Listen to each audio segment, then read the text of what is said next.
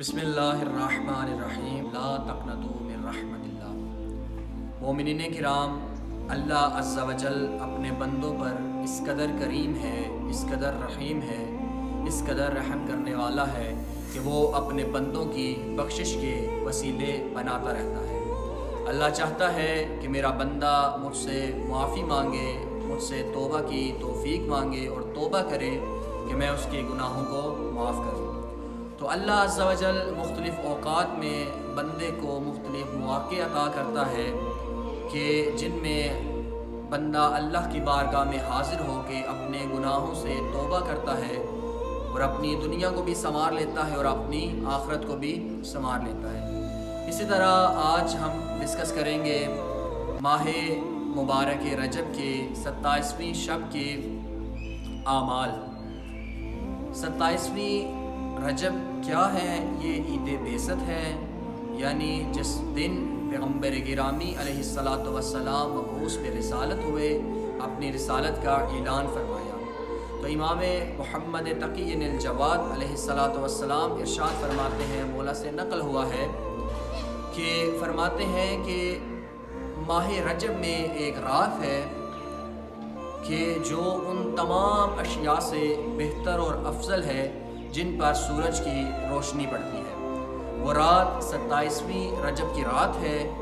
ہمارے پیراکاروں میں سے، ہمارے شیعوں میں سے جو کوئی اس رات کو عمل کرے گا تو وہ 60 سال کی عبادت سے افضل ہوگا۔ پوچھنے والے نے پوچھا، ابن رسول اللہ، وہ عمل کیا ہے؟ تو فرمایا وہ عمل یہ ہے کہ انسان اس شب نماز عشاء کے بعد سو جائے اور آدھی رات سے پہلے بیدار ہو جائے اور 12 رکعت نماز پڑھے، 2 رکعت کر کے پہلی رکعت میں الحمد پڑھے اور الحمد کے بعد سورہ محمد صلی اللہ علیہ وآلہ وسلم سے لے کے سورہ ناس تک کوئی بھی سورہ وہ پڑھ سکتا ہے۔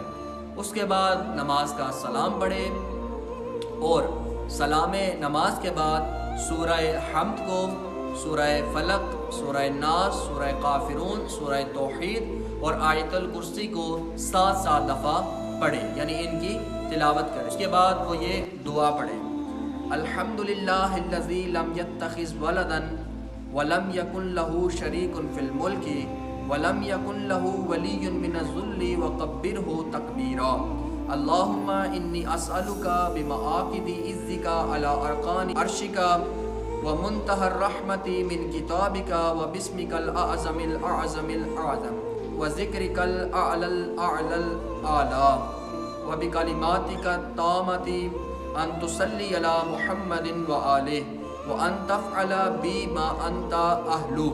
اس کے بعد وہ کوئی بھی دعا پڑھ سکتا ہے۔ اور اس رات کا ایک یہ بھی عمل ہے کہ انسان غسل کرے، اور اس رات کا ایک عمل یہ ہے کہ انسان زیارت امیر المؤمنین پڑھے، جو کہ مفاتیح الجنان میں آج کی رات کی خاص جو زیارت ہے وہ آپ کو اس میں مل جائے گی، وہ پڑھے۔ اس کے بعد پیغمبر گرامی علیہ السلام کے مبعوث ہونے کی بعثت کی جو دعائیں ہیں ان کی تلاوت کرے، اور کثرت کے ساتھ انسان کو درود پڑھنا چاہیے، اور اس رات اللہ عز و جل کی بارگاہ میں حاضر ہو اور حاضر ہو کر توبہ کرے اور اللہ سے وعدہ کرے کہ آئندہ وہ اس کی نافرمانی نہیں کرے گا۔ دعا ہے کہ پروردگار عالم ہمیں ان بابرکت راتوں سے مستفید ہونے کی توفیق عطا فرمائے اور ہمارے صغیرہ و کبیرہ گناہوں کو بخش دے۔